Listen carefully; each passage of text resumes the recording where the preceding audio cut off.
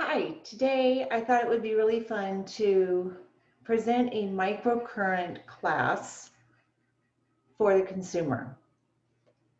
I've taught microcurrent to the professional for a long time and trying to get them excited why this is one of the most valuable tools you can offer your client, that I thought what a great way to get the consumer excited, but to reach out directly to you and explain in terms that you will understand the value of microcurrent at any age as one of the primary tools in your anti-aging plan or your aging playfully plan. So I'm going to switch over and share my screen super fast to a keynote presentation. And here we are. Microcurrent, what it is, what it does, and hopefully why you want to use it. My name, as you probably know, because you're on my channel or in one of my groups, is Jane Mann, and I own my clinic, Skin by Jane Mann in Las Vegas, Nevada. I also am speaker and trainer of microcurrent, just the basics, advanced microcurrent techniques, and the fascial contour method that I created several years ago. Also the creator and innovator of the Anma Plus, a new device coming out hopefully by December. The fascial contour method, releasing fascia, the hidden three, and also author of the aging plan. So what is microcurrent? We read about it as the electric facial. We hear Jennifer Aniston likes it, Madonna likes it, the Kardashians like it. What is so special about microcurrent that keeps people coming back once they really see the results? Well, first, let's go into what is it from an electrical perspective. Okay, so microcurrent is 1/1,000,000th of an amp, and that's very, very small. And you'll always know your unit is a microcurrent because of the small u besides a large A, and that U is Greek for millionth. So it's a millionth of an amp. And microcurrent can go from 1 UA all the way to 999 UAs, where then it becomes 1,000th of an amp, which is a millicurrent, or more commonly known as a tens unit. I like to think of microcurrent versus a tens unit in terms of the flow of electrons. We'll get into the value of the electron shortly, but now let's just consider the flow of electrons. When you have a millicurrent or 1,000th of an amp, that's very similar to the boba straw. And that's like those big straws that you see and like little rice balls come out of there. A microcurrent is more like a cocktail straw in your gin and tonic. It's a very small, minute flow of electrons going to a cell. And then sometimes you're going to hear about the UA. I know that so many people reach out to me and say, my microcurrent unit has a 300 UA, or I bought the 600 UA, or I bought a 850 UA. What I want to rest assured is if it came with your manufacturer's warranty that it was a microcurrent unit, they more than likely have created a unit that's safe within the boundaries of the UA. The UA became something, or milliamps, became of concern when people were going into, or the microamps, going into milliamps, because milliamps began to fatigue the muscle versus restore the ATP in the muscle. So we generally don't want to go over an 850 milliamp or UA. But I guarantee whatever your unit, your microcurrent company has sold you, it's really not something you have to worry too much about. And speaking of microcurrent units, there are a lot on the market today. Suzanne Summers came out with hers probably in the 80s, and she really was one of the most notoriable celebrities to say microcurrent was something everybody should be doing. And I know clients that still have the Suzanne Summer original unit. But since then, so many people have joined the parade. And so we have the Zip, which is a really nice contouring microcurrent machine. You have the MyoLift, which is actually awesome because it does offer a variety of approaches to administering the microcurrent through probes and gloves. You have the Clairblend Mini, which is a very basic, good, dependable unit. You have the Neurotris, who really thought outside the box and has advanced microcurrent to beyond just UA and uses more of an algorithm. And then you have the tried and true NuFace. And NuFace has different attachments, not just microcurrent, but also offers LED light. But all of them have in common, they utilize microcurrent and they utilize a proprietary waveform to get that steady flow of electrons to the necessary spot. From a cellular perspective, microcurrent is even more amazing because it's what microcurrent does to the cell that creates the Benjamin Button effect. Microcurrent charges the cellular activity. Now let's think about that. What does that mean? Well, when we get older, when we get past 40, our cellular currency, or ATP, begins to gently decline. So by the time we're 50, we're not producing the amount of ATP needed to carry out the chores that the cell typically has to do. And so the cell slows down.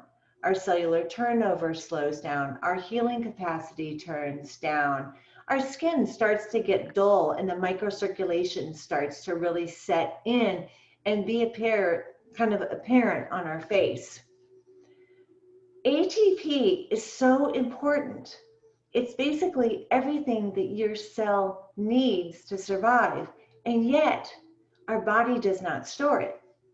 I think a great example I read once was our body needs food for energy, yet we don't eat all the food that we need for that energy at one setting. You know, now we're just kind of like microdosing meals along the way. And in this, we are training our body to burn the food more efficiently. ATP is very similar to that. We have to give it in doses and usage and create a need for the body to use it more often. Then the body demands that more be made, and the body acquiesces by making more ATP. It does this through a adaptation process of utilizing the positive probe and the negative probe. The positive emits a hydrogen and the negative emits a hydroxyl, and they're attracted, they're drawn together. And you probably remember learning this in biology through Mitchell's theory or chemiosmosis. But each one of these units have a positive and a negative flow. And when that occurs, the hydrogen is drawn to the hydroxyl, and that goes through the cell membrane, and that goes into that little ATP turbine in the mitochondria, and that's what creates the more ATP, whether this is in a skin cell or a muscle cell.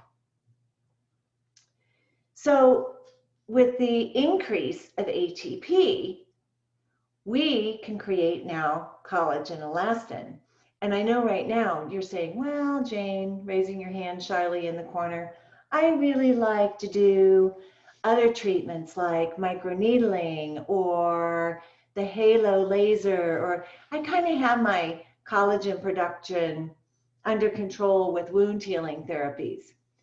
But if you're over the age of 45 or 50, your mitochondria has already slowed down the production of ATP or the capacity for wound healing. So it's in your best interest to be doing microcurrent as a precursor to any of these wound healing technologies to build the collagen and the elastin, because you are almost guaranteeing a much better result. When we age, our cells age, and that's what becomes the most apparent thing on our skin. In our 20s and 30s, we're really dealing with more of a oxidative stress, meaning like our cell membranes get a little bit crispy or maybe not as buoyant. And then in our 30s and 40s, if we haven't addressed our diet and taken care of our basic needs like sleep, then we run into lipid peroxidation. And now things are slightly starting to decline. You start to see your pores are getting larger and your skin looks a little bit duller. And the microcirculation is really slowing down. And if that isn't addressed, then we get into the mitochondrial damage. And so even though you're in your 20s and 30s and you're teetering with, what anti-aging treatment do I want to do? Microcurrent is one of your best bets, because those straws in the background, I want you to reflect back to that tiny, steady flow of electrons, neutralizing or balancing out the free radical damage that causes the oxidative stress or later lipid peroxidation. So that kind of leads us to, what age do we do microcurrent? The ideal age is in your 20s and 30s. And this is so awesome because there's little to none sun damage that is apparent.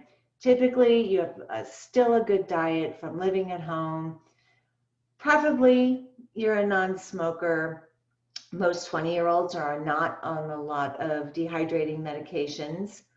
You're exercising or moving around more freely, and you're beginning to start a good skincare regimen. So clients that had started microcurrent in their 20s and 30s really showed a substantial difference in aging than those that come to me around 40 or 50. And that, unfortunately, is what I get a lot.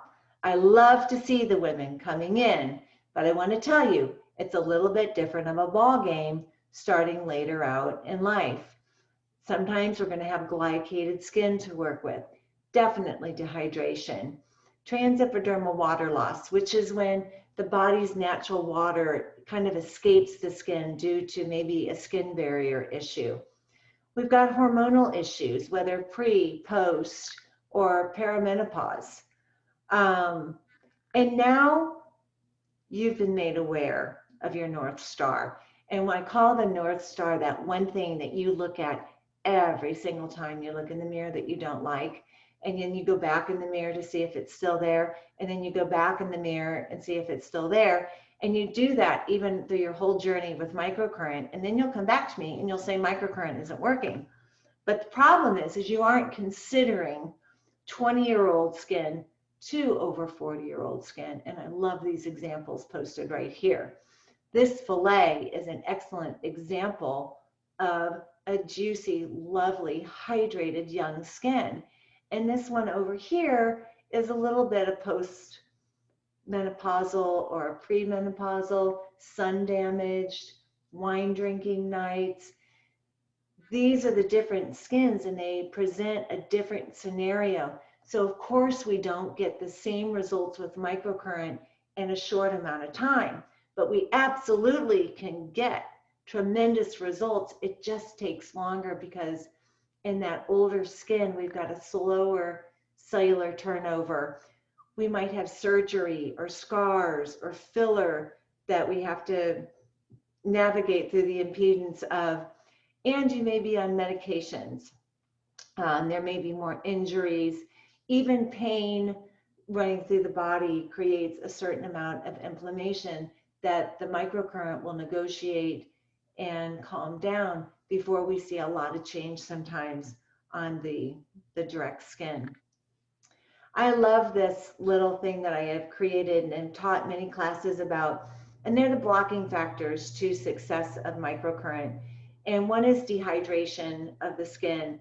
And dehydration is one of the most common ailments I see in skin today, especially obviously in Nevada, but even people all over, because we're not considering medications create a dehydrating effect, hormones, sun damaged, drinking, you know, more beverages than water, arid climates, and high altitudes.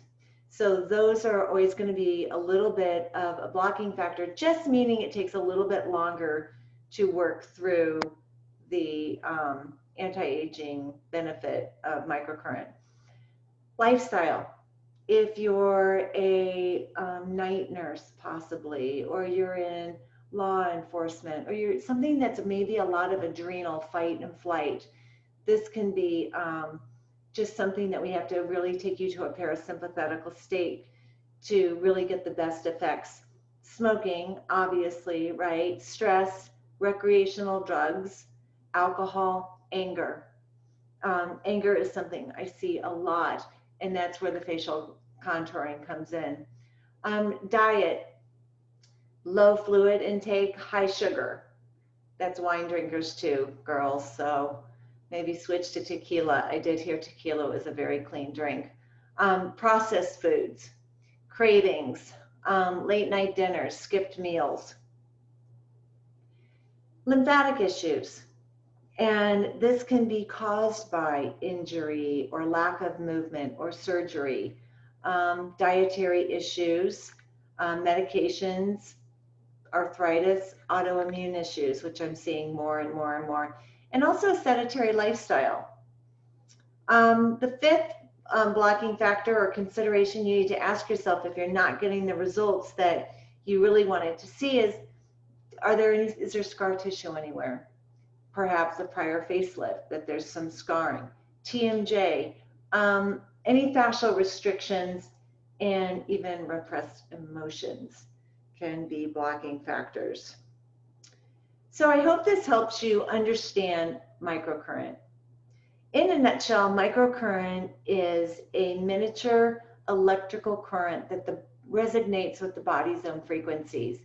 And because of this, it creates an action potential, or kind of like a jolt to the cell. And in this jolt, we're able to kind of reset it to be younger. But it's not magic. So we can jolt that one cell, but we have to wait till it goes into mitosis and mirrors a daughter cell. But we have a healthier daughter cell, right? And then you continue doing microcurrent, and boom, we have a healthier cell dividing now, and it looks better than the older cell. So microcurrent is a process, and best done in a series over a 72-hour period. I hope this little scenario helps you really understand why I am so excited to always bring microcurrent to you, microcurrent ideas, and why I do think it's a must in every anti-aging plan, no matter what age you are. Remember, you're beautiful.